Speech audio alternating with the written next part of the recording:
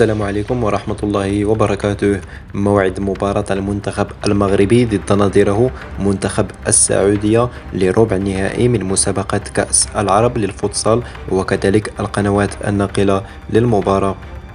سيواجه المنتخب المغربي داخل القاعة يوم غد الثلاثاء الموافق ل 13 يونيو 2023 نظيره المنتخب السعودي صاحب الاستضافة لحساب دور ربع نهائي كأس العرب للفوتسال.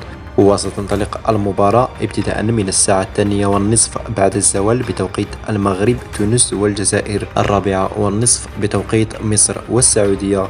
أما بالنسبة للقنوات الناقلة فستنقل مباراة المنتخب المغربي ضد نظيره المنتخب السعودي عبر قناة الرياضية المغربية.